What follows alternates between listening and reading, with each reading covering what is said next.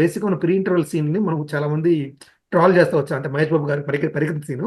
But ఆ scene starting plot ఎక్కడి నుంచి స్టార్ట్ అవుతుందంటే ఎప్పుడైతే రావు రమేష్ గారితో గొడవ అయిందో ఆ తర్వాత షాట్ లో సత్యరాజ్ గారు లోపలికి వెళ్తారు అనమాట, పైకి మిద్దె పైకి వెళ్తారు.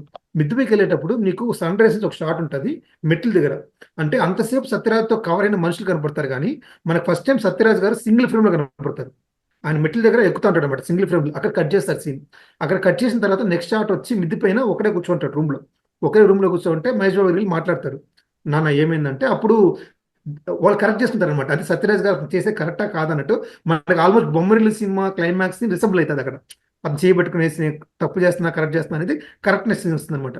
ఆ వచ్చిన తర్వాత మనకి ఒక ఇన్స్టింక్ట్ అంటారు, అంటే మనిషి ప్రాణం పోతా అనేది మనకు ముందే తెలుస్తుంది అంటారు చూసావా. అలాంటి ఒక ఇన్స్టింక్ట్ డైలాగ్ ఒకటి పెట్టారనమాట శశికాంత్ అడ్డాల్ గారు. ఎలా అంటే అన్ని రోజులు తను చూసుకుంటా అన్నదాన్ని ఒక్కసారిగా కొడుక్కి అప్పగించినట్టు మాట్లాడతాడు అనమాట. అంటే ఆల్మోస్ట్ నేను ఇంక ఉండను అనే హింట్ ఇస్తాడు అనమాట. ఆ హింట్ ఇచ్చిన ముందు ఏమంటాడు కరెక్ట్గా అంటే నేనున్నాను కదా, నేనుండి కూడా నిన్ను చూసుకోమన్నాను ఏంటి అని ఆ క్వశ్చన్ అడుగుతాడు. ఆ క్వశ్చన్ అడగడమే ఇలా కూర్చోవడం ప్రాణం పోతుంది అనమాట. సో బేసిక్గా అంటే యాక్చువల్గా సత్యరాజ్ కానీ సత్యరాజ్ కొడుకున్న మహేష్ బాబు క్యారెక్టర్ కానీ ఒక్కడిగా ఉండి తెలియదు వాళ్ళకి. ఎప్పుడు గుంపులు గుంపులుగా ఉండడం వల్ల, ఎప్పుడు మనుషులతో సరౌండ్ ఉండడం వల్ల ఒంటరితనం అంటే భయం వాళ్ళకి. సో వన్స్ మహేష్ బాబు వాళ్ళ నాన్నకి ఏదో అయింది అక్కడ, ఆ చూసేది ఆ ఫేస్ చేసే ధైర్యం లేదు తనకి బేసిక్గా అక్కడ ఆ సీన్ లో. అందుకే ఏం చేయాలో తెలియకుండా పరిగెత్తుతా వస్తాడు అనమాట స్టెప్స్ దగ్గర నుంచి. కిందకు వచ్చి చూస్తే ఎవరు ఉండరు. అంటే అన్ని రోజులు అంతమంది చూసిన ఇల్లు ఎవరు ఉండరు, ఒక్కసారిగా నిర్మానుషం అయిపోయింటది. నేరుగా వచ్చి వంట రూమ్కి వస్తాడు, అంతే. అంతవరకు తెలియదు వెళ్ళిపోయినట్టు కూడా.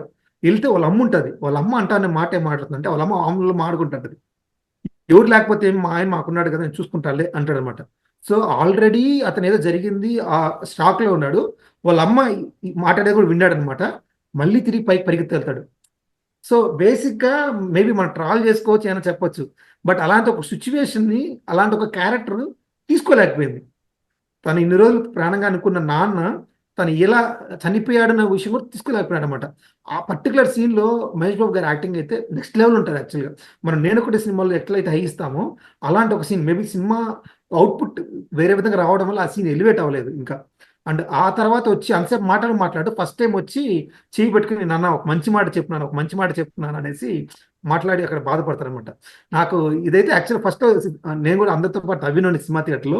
బట్ వన్స్ ఎప్పుడైనా రీవాచ్ చూసిన తర్వాత ఆ సీన్ లో ఎలివేషన్ అనేది కరెక్ట్గా ఎలివేట్ అవ్వలేదు కానీ ఆ ఎమోషన్ అనేది. బట్ ఆ సీన్ అయితే మాత్రం ఒక అబ్సల్యూట్ సినిమా మూమెంట్ అనిపిస్తుంది అనమాట బ్రహ్మోత్సవంలో.